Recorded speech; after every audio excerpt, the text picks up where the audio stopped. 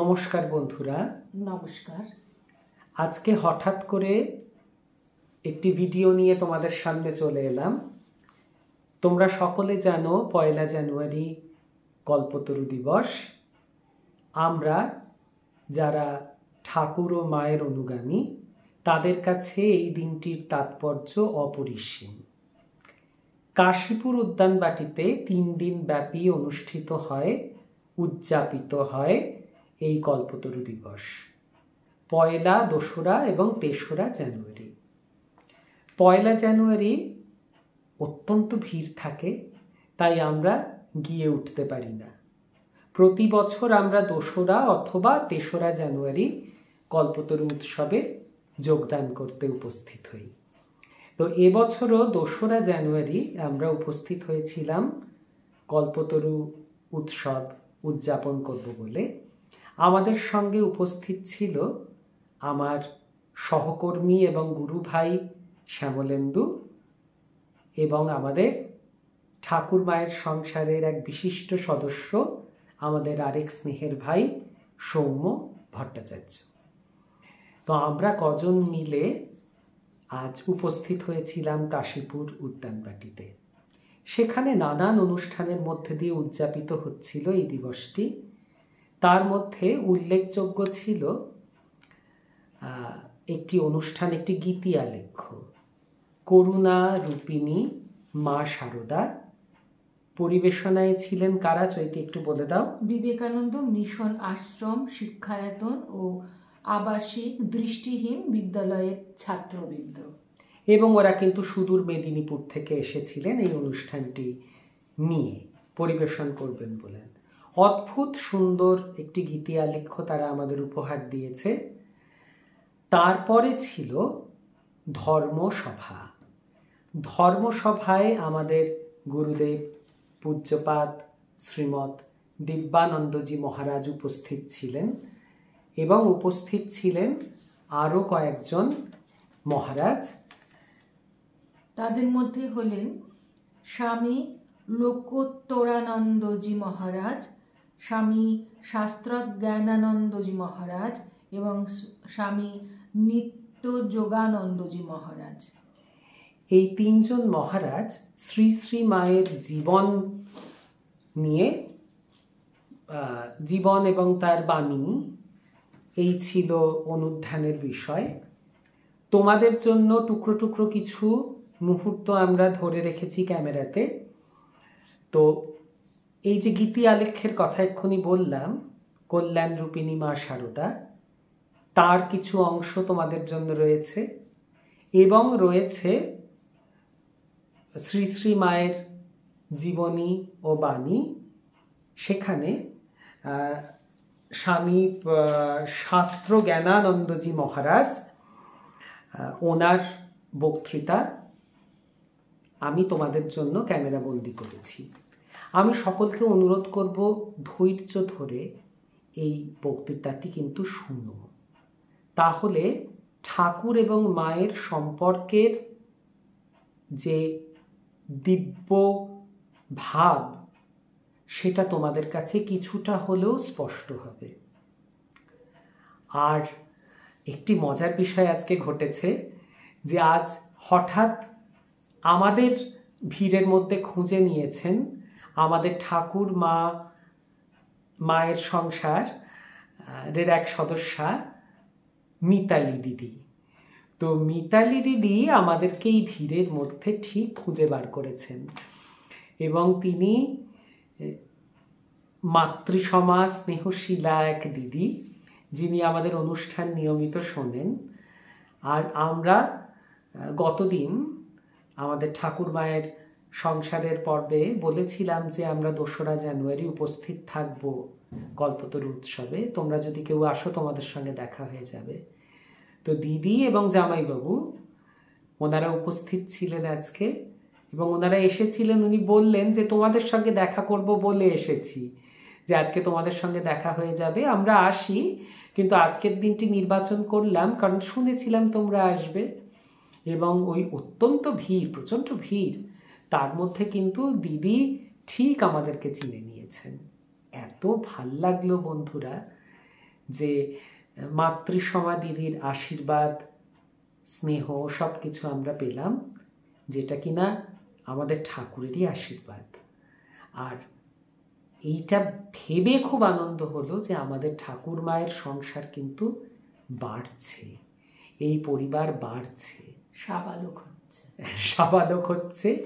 এবং ঠাকুর মা এমন একটি অদৃশ্য শক্তি, যা আমাদেরকে কোথা থেকে সবাইকে টেনে নিয়ে এসে আকর্ষণ করে আমাদেরকে এক সূত্রে তারা বেঁধে দিচ্ছে। এইটি ভেবে এত আনন্দ হলো যে তারা আছেন, তারা সেই মহাশক্তি, সারা বিশ্ব চরাচর যেই শক্তিতে চালিত হচ্ছে, সেই মহাশক্তি আমাদেরকে কিভাবে বেঁধে রেখেছেন, আমাদের মধ্যে আত্মীয়তা গড়ে তুলছেন। এত ভিড়ের মধ্যে খুঁজে পাওয়া না বন্ধুরা, মানে আমরা দুজনে এত আপ্লুত হয়েছি। যথেষ্ট ভিড় ছিল আজকে, দ্বিতীয় দিন, ওখানে অনেকেই গেছেন। আর দিদিরা যেহেতু স্পেশালি বললেন, যেহেতু আমি গতকাল বলেছিলাম যে আমরা আজকে ওখানে যাব, প্রতি বছরই যাই, 2 তারিখ নয় 3 তারিখ, তো সেইখানে এত ভিড়ের মধ্যে পরস্পরকে খুঁজে পাওয়া, এটা ঠাকুরের আশীর্বাদ ছাড়া কিন্তু সম্ভব হতো না। তো আজ আমাদের বিশাল প্রাপ্তি হলো, আমাদের এক স্নেহশীলা দিদির আশীর্বাদ আমরা পেলাম, আমরা সঙ্গে জামাইবাবুকে পেলাম, এবং সেই ছবি, ক্যামেরাবন্দি করা সেই ছবি তোমরা ভিডিওর শেষে দেখতে পাবে। কিন্তু তার আগে বলি, তোমরা পুরো ভিডিওটা মন দিয়ে দেখো। আমি হলপ করে বলতে পারি যে মহারাজের বক্তৃতা তোমাদের সমৃদ্ধ করবে। এবং তোমাদের কেমন লেগেছে অবশ্যই ইউটিউবে কমেন্টে তোমরা কমেন্ট করো, এবং যদি অনুষ্ঠানটা ভালো লেগে থাকে তাহলে শেয়ারও করো। আমরা চেষ্টা করি যে ঠাকুর মায়ের বার্তা তোমাদের কাছে পৌঁছে দিতে। আমরা কিচ্ছু না, সবই হয় তাদের ইচ্ছে, কিন্তু আমাদের মতো ক্ষুদ্র মানুষকে যদি মাধ্যম করে আমরা ছড়িয়ে দিতে পারি ঠাকুর এবং মায়ের নাম, তাহলে আমরা নিজেদেরকে ধন্য বলে মনে করব। তো দেখো তোমরা আজকের ভিডিও কেমন লাগলো আমাদেরকে অবশ্যই জানিও। এই সেই আম্র বৃক্ষ, যার তলায় ঠাকুর শ্রী রামকৃষ্ণ কল্পতরু হয়েছিলেন।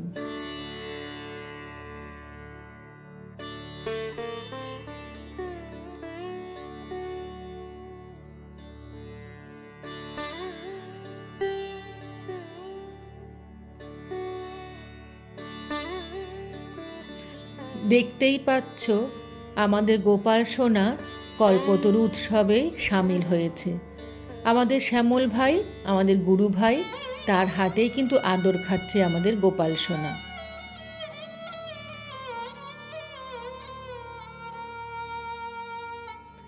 কি সুন্দর করে সাজানো হয়েছে ঠাকুরের বাসগৃহ, একবার চেয়ে দেখো।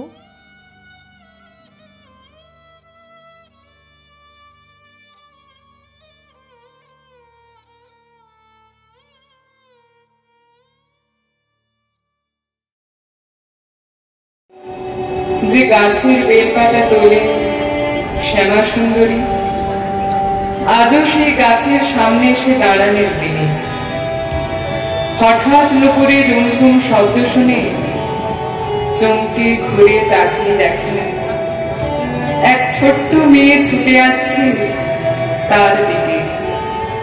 নুপুরে রুমঝুম শব্দ তোলে, আগুনের মতো তার। একবার তার দিকে তাকালে চোখ ফিরিয়ে নেওয়া যায় না। তাকে কোলে তুলে নিলেন শ্যামা সুন্দরী। কিন্তু এটি হলো, তারপরে তিনি জ্ঞান হারালেন। পরে জ্ঞান ফিরলে বাড়ি ফিরলেন শ্যামা সুন্দরী। 2-1 দিনের মধ্যে ধরা পড়ল তিনি মা হতে চলেছেন। আনন্দের বাঁধ ভাঙল মুখুজ্জে পরিবারে।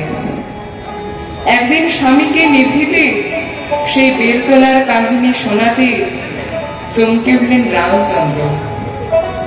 তিনিও যে স্বপ্নে দেখেছেন এক ছোট্ট মেয়ে আদর করে তার পিঠ বেয়ে উঠছে।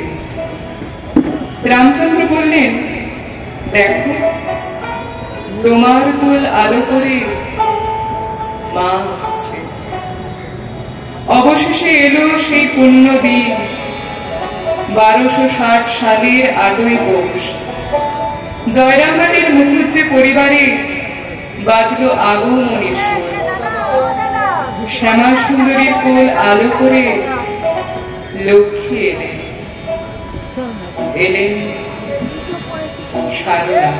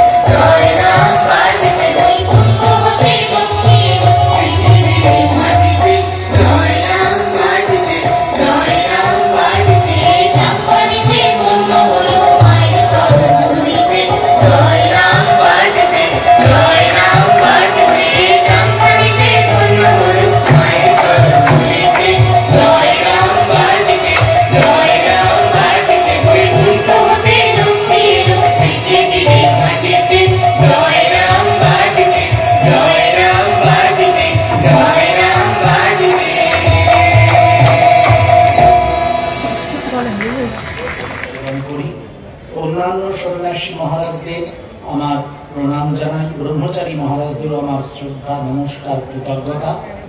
ভক্তরা যারা উপস্থিত আছেন আপনাদেরকেও আমার আন্তরিক শ্রদ্ধা, নমস্কার, কৃতজ্ঞতা জানাই। 1886 পয়লা জানুয়ারি ঠাকুর এই উদ্যান বাটিতে আত্মপ্রকাশে অভয় প্রদান করেছিলেন, যেটির ভিত্তিতেই এই কল্পতরু উৎসব প্রচলিত হয়ে রয়েছে।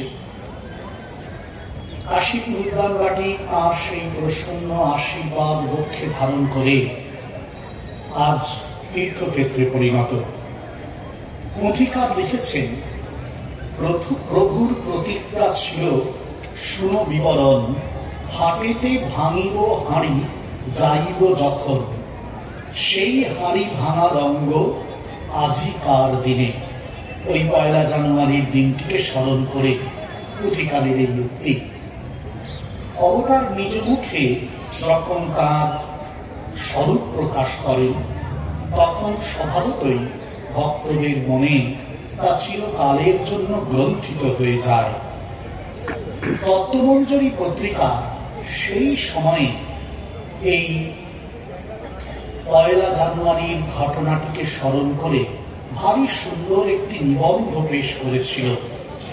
সেখানে নিবন্ধকার লিখছেন যে এর আগে পর্যন্ত আমরা সকলে 1 জানুয়ারিকে ইংরেজি নববর্ষে তথা রাজ দিবসের উৎসব বলেই মনে করতাম, কিন্তু ঠাকুরের এই কল্পতরু হওয়ার ঘটনার পর থেকে সেটি অন্য উৎসবে পরিণত হয়েছে।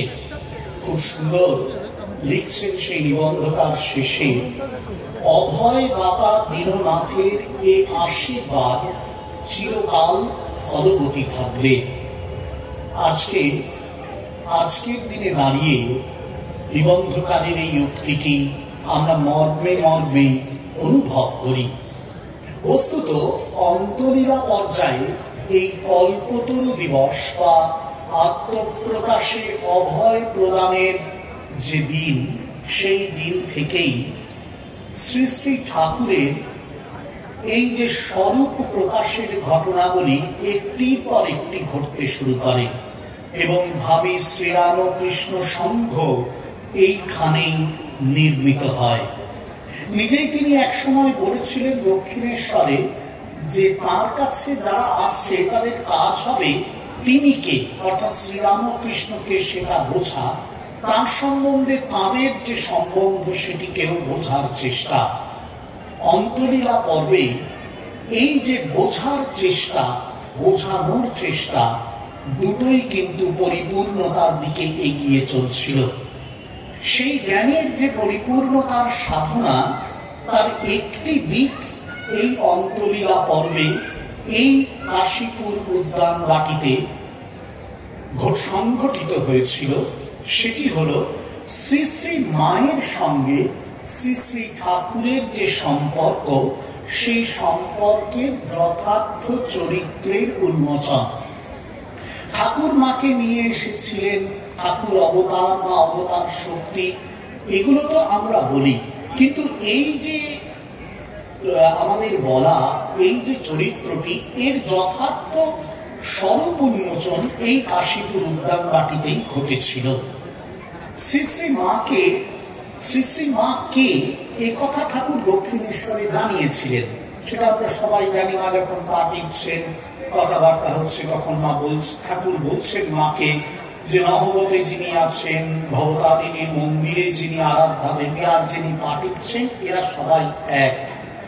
শ্রী শ্রী মার মধ্যে ঠাকুর জগৎ প্রসূত্রী, জগৎ কল্যাণকারিণী যে ষোড়শী আদ্যা শক্তি, তার উন্মোচন ঘটিয়েছিলেন ষোড়শী পূজার মাধ্যমে, এ কথাও আমরা সবাই জানি। লৌকিক দৃষ্টিতে ঠাকুর শ্রীরামকৃষ্ণদেব স্বামী এবং মা তার সহধর্মিণী স্ত্রী, এও তো ঠাকুর এবং মায়ের সমস্ত জীবনী পাঠক জানেন। কিন্তু এও বাহ্য, আগে কহবার দক্ষিণেশ্বর, শ্যামপুকুর এবং কাশীপুরে মায়ের যে সেবারতা মূর্তিটি সকলের সামনে প্রকাশ পেয়েছে, সেই মূর্তিটিকে দেখে আমাদের সাধারণভাবে লোকায়ত দৃষ্টিতে মনে হয় যেন স্ত্রী স্বামীর সেবা করছেন। ঠাকুরের শরীর নিয়ে তার কত দুশ্চিন্তা এবং কত উদ্বেগ, এই উদ্বেগগুলোর কয়েকটি ছবি আমরা সংক্ষেপে তুলে ধরতে পারি।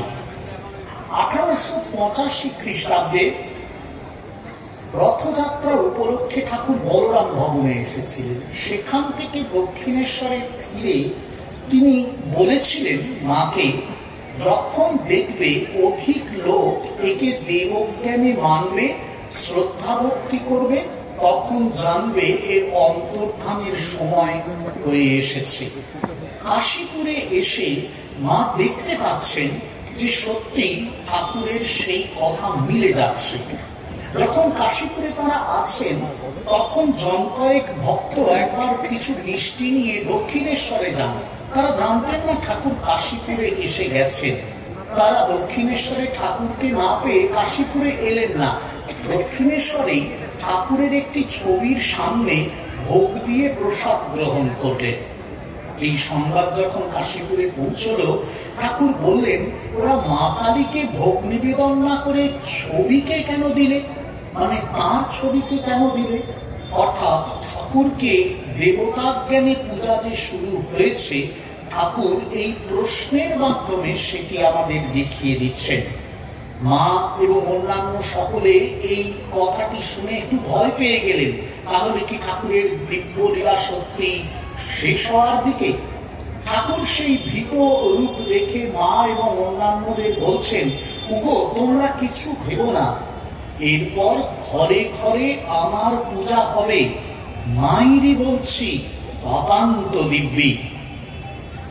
এছাড়াও আমরা এই দক্ষিণেশ্বর পর্বেই আরো কয়েকটি ঘটনা দেখি, যাতে মা বুঝতে পারছিলেন ঠাকুরের সম্বন্ধে তার যে উদ্বেগ, সেই উদ্বেগ সত্যি হতে চলেছে। আমরা জানি সবাই যে ঠাকুরের আরোগ্য লাভের জন্য মা তারকেশ্বরে গিয়ে হত্যা দিয়েছিলেন, কিন্তু সেখানে হত্যা দিয়ে পড়ে থাকা সত্ত্বেও কিছু হলো না। উপোস করে আছেন, শরীর দুর্বল হয়ে গেছে। একদিন রাতে হঠাৎ একটি শব্দ শুনতে পেয়েছিলেন, যেন অনেকগুলো হাঁড়ির ওপর একটা ওপর সাজানো আছে, একটার ওপর আঘাত করলে সবগুলো যেমন পরপর করে ভেঙে যায়, সেরকম শব্দ। এই শব্দে জেগে উঠে মার মনে হচ্ছে, এ জগতে কে কার স্বামী, এ সংসারে কে কার, কার জন্যে আমি এখানে এই প্রাণ হত্যা করতে এসেছি।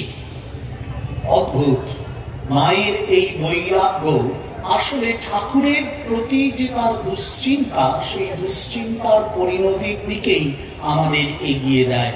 মা ফিরে আসার পর ঠাকুর মাকে বলছেন, কি গো কিছু হলো? কিছুই না।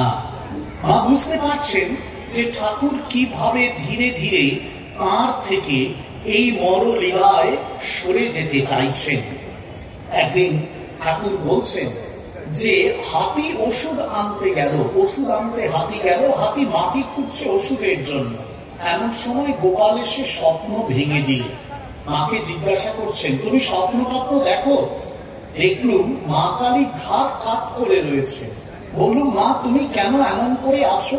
মা কালী বললেন, ওর ঐটের জন্য। মা শারদাকেও মা কালী স্বপ্ন দেখিয়ে বলছেন, ওর ঐটের জন্য, ঠাকুরের গলার ঘা দেখিয়ে। শ্রীমা বুঝলেন স্বয়ং মা কালী যখন তা নিরাময় করতে চাইছেন না, তখন আর কা কথা। আরেক দিনের ঘটনা, সেটিও কিন্তু অত্যন্ত প্রণিধানযোগ্য। একদিন শশী মহারাজরা এই ওপরের ঘরে ঠাকুরের সেবা করছে। হঠাৎ করে ঠাকুর তাদের বললেন মাকে ডেকে আনবার জন্য। তার কারণ তিনি একটি কথা বলতে চান, যেটা মাই নাকি কেবল বুঝতে পারবেন, অন্যান্যরা পারবেন না। মা এলেন। ঠাকুর বলছেন, দেখো গো, কেন জানি না আমার মনে সর্বদাই ব্রহ্মভাবের উদ্দীপনা হচ্ছে। মা কিছু উত্তর দিতে পারছেন না। বুঝতে পারছেন ব্রহ্মে লীয়মান এই শরীরকে আর টেনে রাখা যাবে না মর্তে। আরেক দিনের কথা, এটা শরীর ত্যাগের দিন, আমরা সবাই জানি এই ঘটনা। শ্রীমা ও লক্ষ্মী দিদি আসতেই ঠাকুর বলছেন, এসেছো? দেখো আমি যেন কোথায় যাচ্ছি, জলের ভেতর দিয়ে অনেক দূর। শ্রীমা কাঁদতে শুরু করলেন। ঠাকুর বললেন, তোমাদের ভাবনা কি? যেমন ছিলে তেমনই থাকবে। আর এরা অর্থাৎ নরেন্দ্রনাথরা আমার যেমন করছে, অর্থাৎ যেমন সেবা করছে, তেমনি তোমারও করবে। এই ঘটনাগুলি যখন আমরা দেখি, তখন শুনি, অনুধ্যান করি, তখন এই লোকায়ত জগতে ঠাকুরের অদর্শনের, ভাবী অদর্শনের জন্যে মায়ের যে ভয় আশঙ্কা, সেই ছবিটিকে স্পষ্ট হতে দেখি। মনে হয় যে মা যেন এখানে দুঃখ শোক নিমগ্না হয়ে আছেন। তারপর সেই মহানিশা এলো, শ্রী শ্রী ঠাকুরের মরলীলা সাঙ্গ হলো। তার শোভাযাত্রা এই প্রাঙ্গণ ছেড়ে অদূরবর্তী মহাশ্মশানের দিকে যাত্রা করেছিল। মাও সেদিন ছিলেন হয়তো। এখানের উপন্যাসিক তার একটি চিত্র আঁকবার চেষ্টা করেছেন। কিছুটা দূরত্ব রেখে সারা মুখে বসনে মোড়া এক নারী মূর্তি, তার দুই চক্ষু দিয়ে অশ্রু গড়িয়ে পড়ছিল অনবরত। তার কান্নার শব্দ কেউ শুনতে পায়নি। এই পর্যন্ত সবটাই লোকায়ত মায়ের, লৌকিক মায়ের শোক উদ্বেগের ছবি। কিন্তু এই ছবিটিতেই যদি সব শেষ হয়ে যেত, তাহলে মায়ের সঙ্গে ঠাকুরের সম্পর্কটা আসলে কি তা আমরা বুঝতে পারতাম না। যুগান্তরে এই দিব্য সম্পর্কের অপূর্ব ছবিটি আমাদের মনে ধ্যানের বস্তু হয়ে থাকত না। তাই আমরা দেখি এই কাশীপুর উদ্যান বাটিতেই দৃশ্যান্তরের সূচনা হলো, অন্য ছবি আঁকা হলো, যে ছবি এই লৌকিক জাগতিক জীবনের অন্তরালের ছবি, যে ছবি শ্রীরামকৃষ্ণ ও শ্রীমা সারদা দেবীর জীবনের এক নিত্য পারস্পরিক সম্পর্ককে চিহ্নিত করে। এই যে বাড়িটি দেখছেন, এই বাড়িটিরই পাবন ভূমিতে এই ছবি আঁকা হয়েছিল।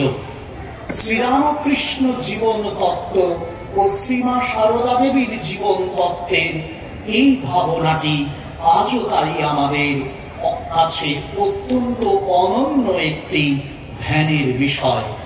কাশীপুরের তীর্থক্ষেত্রে এই দৃশ্যের অবতারণা, দৃশ্যটি সবারই জানা, তবুও স্মরণ করি। সব দেহ দাহ করে সবাই চলে এসেছেন। সেদিন বিকেল বেলাতেই মা রয়েছেন এখানে।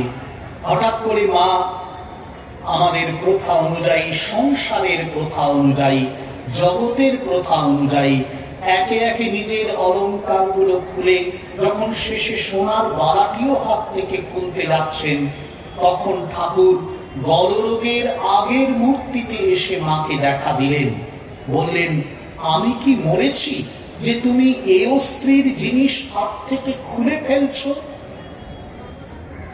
এই একটি প্রশ্নে, এই একটি সিদ্ধান্ত বাক্যে অবতার বরিষ্ঠ শ্রীরামকৃষ্ণ শ্রী শ্রী মায়ের সঙ্গে তার সম্পর্ককে সুনির্দিষ্টভাবে আমাদের সামনে প্রকাশ করে যান।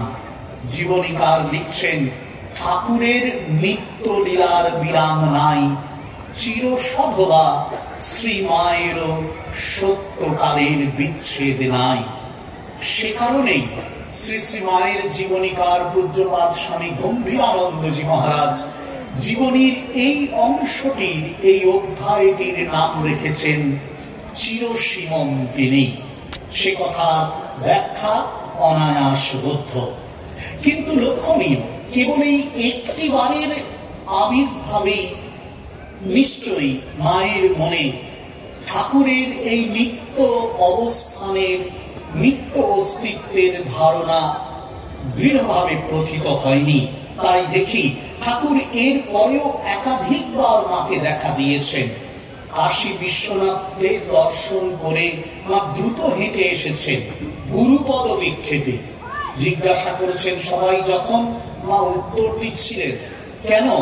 ঠাকুর আমাকে হাত ধরে মন্দির থেকে নিয়ে এলেন। ঠাকুর আছেন তার সঙ্গে। বারাণসীতেও তার এই অনুভব। অযোধ্যা থেকে বৃন্দাবনের পথে মা যাচ্ছেন রেলগাড়িতে। হাতটা জানলার পাশে, সে হাতে ইষ্ট কবচটি রয়েছে, ঠাকুরের সুবর্ণ নির্মিত ইষ্ট কবচ। হঠাৎ দেখছেন ঠাকুর জানলার মুখ পথে, জানলা দিয়ে মুখ বাড়িয়ে বলছেন, কবচটি যে সঙ্গে সঙ্গে রয়েছে, দেখো যেন না হারায়। আবার ঠাকুরের দর্শন। এরপরে বৃন্দাবনে যখন পৌঁছলেন, যোগীন মা সেখানে আছেন। যোগীন মা খুব কাঁদছেন মাকে দেখে, ঠাকুরের অদর্শনের শোকে মাও কাঁদছেন। এরকমই এক রাতে আবার ঠাকুর দেখা দিলেন। হ্যাঁ গো, তোমরা এত কাঁদছো কেন? এই তো আমি রয়েছি, গেছি কোথায়? এই যেমন এ ঘর আর ও ঘর। একদিন ঠাকুরের বিচ্ছেদ আশঙ্কা নিয়ে, উদ্বেগ নিয়ে দক্ষিণেশ্বরে যে সেবায় তিনি নিরতা হয়েছিলেন, আজ সেই বিচ্ছেদ যে হয়নি তার, সেটি বোঝাবার জন্যই মা বারবার, সেটি বোঝবার জন্যই মা বারবার যেন ঠাকুরের দর্শন পাচ্ছেন। আরেকটি দর্শনের কথা এই প্রসঙ্গে উল্লেখ করব। বৃন্দাবনেই যোগীন মহারাজকে দীক্ষা দেওয়ার জন্য ঠাকুরই মাকে দর্শন দিয়ে নির্দেশ দিয়েছিলেন। মা যখন কামার পুকুরে চলে এসেছিলেন, খুব দারিদ্র্যের মধ্যে রয়েছেন, কখনো একদিন দেখছেন যে ঠাকুর তার কাছে সামনে এসে দেখা দিয়েছেন। একটি তরঙ্গের পুরো ভাগে ঠাকুর আছেন। ইতিমধ্যে কামার পুকুরে এসেছিলেন মা। মায়ের বৈধব্য বেশ না দেখে সেকালের গ্রামবাসী নানান সমালোচনা করছিল। মা খুব কষ্ট পাচ্ছিলেন। ঠাকুর তাকে দেখা দিয়ে বলছেন, তুমি হাতের বালা ফেলো না, বৈষ্ণব তন্ত্র জানো তো? শ্রীমা বললেন, বৈষ্ণব তন্ত্র কি? আমি তো কিছু জানি না। ঠাকুর বললেন, আজ বিকেলে গৌরমণি আসবে, তার কাছে শুনবে। শ্রীরামকৃষ্ণ স্পষ্ট নির্দেশ করে যাচ্ছেন মাকে যে মায়ের কোনো বৈধব্য বেশ থাকতে পারে না। তার কারণ ওই নিত্য লীলা মায়ের সঙ্গে তার। মাও সেটি বুঝতে চাইছে। বারবার দর্শনের মধ্য দিয়ে ঠাকুরের দিব্য মূর্তিকে নিজের অন্তরে ধারণ করে মা এই শোক সাগর থেকে উত্তীর্ণ হচ্ছেন। একদিন এই কাশীপুর উদ্যান বাটিতে ঠাকুর যে দর্শন দিয়েছিলেন এবং তার মধ্য দিয়ে যে শাস্ত্রীয় তত্ত্বকে জগতের সামনে মায়ের মধ্য দিয়ে প্রমাণ করতে চেয়েছিলেন, সেই দর্শনগুলি বারে বারে যেন পুনরুজ্জীবিত হয়েছে মায়ের জীবনে। এবং শেষ পর্যন্ত বৈষ্ণব তন্ত্রের সহায়তা নিতে ঠাকুরই মাকে নির্দেশ দিয়েছিলেন। বৈষ্ণব শাস্ত্র বলে ভগবান অবতার শ্রীকৃষ্ণ আসলে নিত্য, তার কোনো তিরোভাব নেই। এটি বৈষ্ণব শাস্ত্রের একটি নিজস্ব ঘোষণা। তারা স্পষ্ট জানাচ্ছেন শাস্ত্র বাক্যের মধ্য দিয়ে যে এই যে ভগবান অবতার রূপে আসছেন শ্রীকৃষ্ণ বেশে, তিনি আসলে অজর অমর। বৈষ্ণব শাস্ত্রকার শ্রীজীব গোস্বামী তার শ্রীকৃষ্ণ সন্দর্ভ গ্রন্থে মধ্বাচার্যের একটি ভাষ্যেও অংশ উদ্ধার করেছেন। সেখানে দেখাচ্ছেন, তিনি মধ্বাচার্য লিখছেন, অজরা অমরা অমৃতা পরমা পরমানন্দা। এই সমস্ত অবতারদের রূপ, অনেক অবতারের নাম বলছেন, এরা সবাই অজর অমর এবং এরা পরমানন্দময়, এদের কোনো মৃত্যু নেই, এরা অমৃত। নৃসিংহ পুরাণ বলছেন, যুগে যুগে বিষ্ণুর অনাদি মূর্তিম আস্থায় বিশ্বম পরিপাতি দুষ্টহ ইতি। যুগে যুগে তিনি আবির্ভূত হচ্ছেন, তার সাধারণভাবে কোনো ধ্বংস নেই। আমরা মনে করি চোখের সামনে দেখে যে হয়তো এই শরীরটা তার চলে গেল, কিন্তু তিনি নিত্য লীলায় নিত্য অধিষ্ঠিত। কৃষ্ণ উপনিষদ নামে একটি উপনিষদ আছে। তিনি বলছেন সেই উপনিষদ, কৃষ্ণ ব্রহ্মাইব শাশ্বতম। কৃষ্ণই হচ্ছেন পরব্রহ্ম এবং তিনি শাশ্বত, সমস্ত কাল ধরে তার অবস্থান।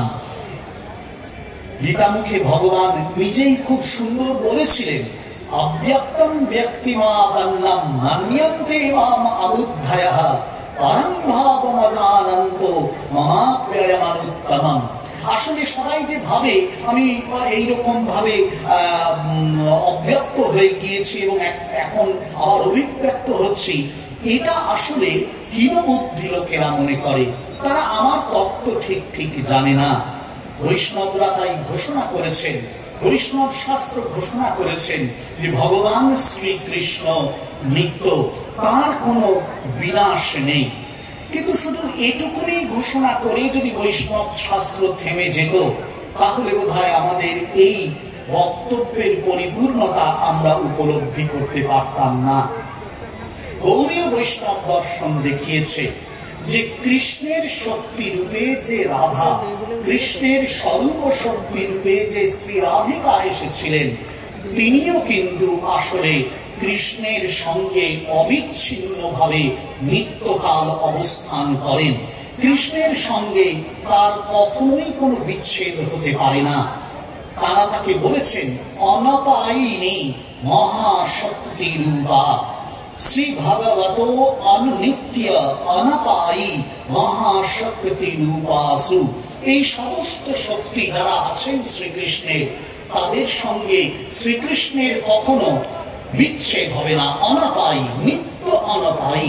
অপায় মানে আলাদা হয়ে যাওয়া, সেটি কখনো হবে না। এটি স্পষ্ট তারা ঘোষণা করছেন।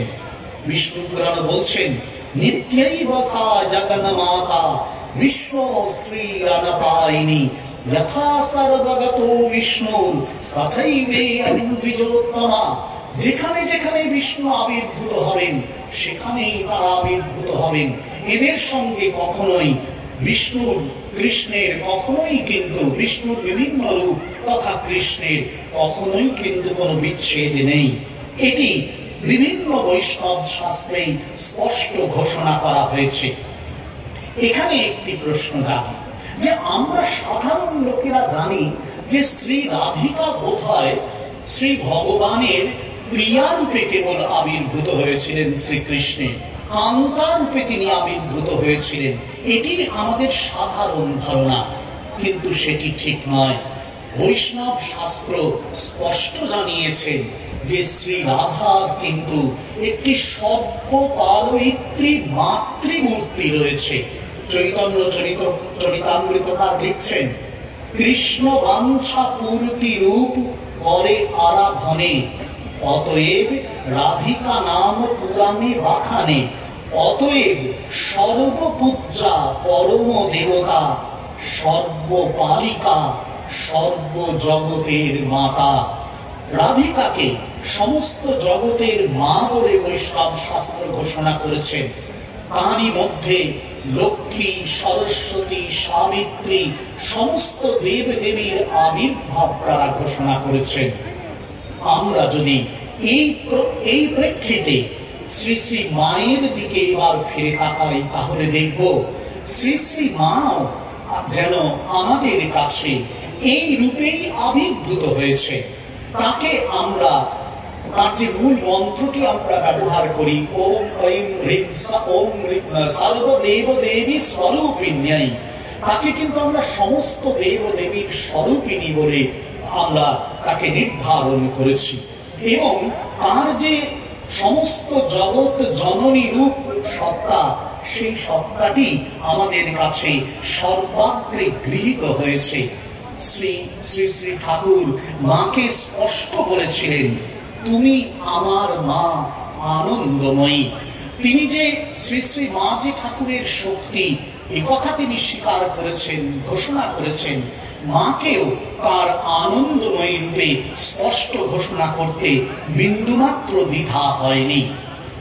তাই স্পষ্টতই আমরা বুঝতে পারি ভগবান শ্রীরাম ও কৃষ্ণ শ্রী শ্রী মাকে যে তার শক্তি রূপে অভিহিত করেছেন, সেই শক্তির সঙ্গে তার কোনো বিচ্ছেদ কখনোই ঘটতে পারে না। এই কাশীপুর উদ্যান বাটিতে সেই তত্ত্বটি তিনি বলেছেন। এবং বৈষ্ণব শাস্ত্র রাধা কৃষ্ণের চির অবিচ্ছেদ্য সম্পর্ক নির্ণয়ের মাধ্যমে অবতার ও অবতার শক্তির যে চির অবিচ্ছেদ্য সম্পর্ক, সেই সম্পর্কের দিকে আমাদের দৃষ্টি আকর্ষণ করেছে। আমরা জানি শ্রী শ্রী মায়ের যে প্রণাম মন্ত্র আমরা শুরুতে বললাম, যথাগ্নের দাহিকা শক্তি রামকৃষ্ণে স্থিতা হিয়া। ঠাকুর এবং মাকে তুলনা করা হচ্ছে অগ্নি ও তার দাহিকা শক্তির সঙ্গে। ব্রহ্মবৈবর্ত পুরাণ শ্রীকৃষ্ণ এবং শ্রী রাধাকেও একইভাবে তুলনা করছেন। যথা ত্বঞ্চ তথাহঞ্চ ভেদো হি নাদয়োর ধ্রুবম যথা ক্ষীরে চ ধাবল্যম যথাগ্নৌ গাহিকা সতি। রাধা এবং কৃষ্ণের, শ্রী রাধা এবং শ্রীকৃষ্ণের সম্পর্ক অগ্নি ও দাহিকার মতন অবিচ্ছিন্ন, যেমন শ্রীরামকৃষ্ণ ও শ্রীমা সারদা দেবীর সম্পর্ক। এই বৈষ্ণব শাস্ত্রের কথাই ভগবান শ্রীরামকৃষ্ণ কামার পুকুরে শ্রী শ্রী মাকে জানতে বলেছিলেন গৌরমণির কাছ থেকে। এবং এই যে শাস্ত্র তত্ত্ব, সেটি কিন্তু এই কাশীপুর উদ্যান বাটিতে অভিনীত হয়েছিল শ্রী শ্রী ঠাকুরের শরীর, স্থূল শরীর চলে যাওয়ার পরে। মা তাই চিরসীমন্তিনী। আমাদের যে বাংলা বা ভারতের প্রথা, সধবা মায়েরা এই সিঁথিতে সিঁদুর পরেন, তাই তাদের বলা হয় সীমন্তিনী। এবং বৈধব্য যখন আসে, সেই সিঁথির সিঁদুর মুছিয়ে দেয়া হয়, এটি লৌকিক দৃষ্টিতে। কিন্তু মা এই লৌকিক জগতের অন্তরালবর্তী অবতার শক্তি। তাই পূজনীয় জীবনীকার গম্ভীরানন্দজি তাকে বলেছেন চিরসীমন্তিনী। ঠাকুরের সঙ্গে তার নিত্যলীলার সম্পর্ক, সেই সম্পর্কেই ঠাকুরের মাতৃভাব তিনি এই জগতের সামনে তুলে ধরলেন। সেই সম্পর্কের বেদিপীঠেই এই সংঘের তিনি জননী হয়ে উঠলেন। সেই সংঘের ভিত্তিতেই যুগ যুগান্তর কাল ধরে তিনি আমাদের জন্ম জন্মান্তরের মা। কাশীপুর উদ্যান বাটিতে এই নিত্য লীলার আবির্ভাব ঘটেছিল সেদিন। রামকৃষ্ণ সংঘের ইতিহাসে সারদা রামকৃষ্ণ তত্ত্ব ধ্যানের ক্ষেত্রে এই নিত্য লীলার আবির্ভাবের ঘটনাটিও আমাদের কাছে সমান ধ্যানযোগ্য, স্মরণযোগ্য। বনফুল তাই খুব সুন্দর লিখছেন তার একটি কবিতায় মায়ের উদ্দেশ্যে, ওই শ্রীরামকৃষ্ণ সহধর্মিণী, লিখেছি তুমি শুধু আকাশ নও, তুমি ধরিত্রীও। তোমাকে পূজা করবার শক্তি আমার কোথায়? তবু তোমার স্মৃতি তীর্থে প্রণামী বহন করে এনেছি আজ অবনত মস্তকে। আর তো নেই কিছু। নিত্য লীলায় চির অধিষ্ঠিত শ্রীরামকৃষ্ণের সঙ্গে নিত্য লীলায় চির অধিষ্ঠিতা শ্রীমায়ের চরণে এই অবনত মস্তক প্রণাম জানানো ছাড়া আর কি বাদ দেওয়ার আছে আমাদের? ওম শান্তি শান্তি শান্তি। হরি ওম তৎসৎ। শ্রীরামকৃষ্ণার্পণমস্তু।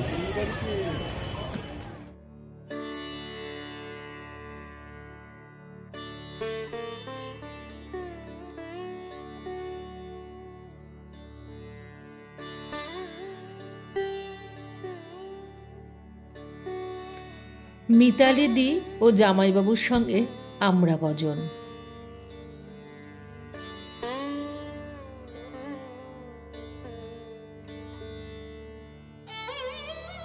উৎসব প্রাঙ্গণ ছেড়ে এবার আমাদের বাড়ি ফেরার পালা।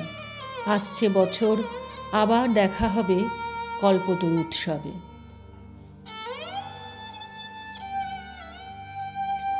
জয়তু ভগবান শ্রীরামকৃষ্ণ, জয় জগজ্জননী মা, জয় বীর সন্ন্যাসী বিবেকানন্দ।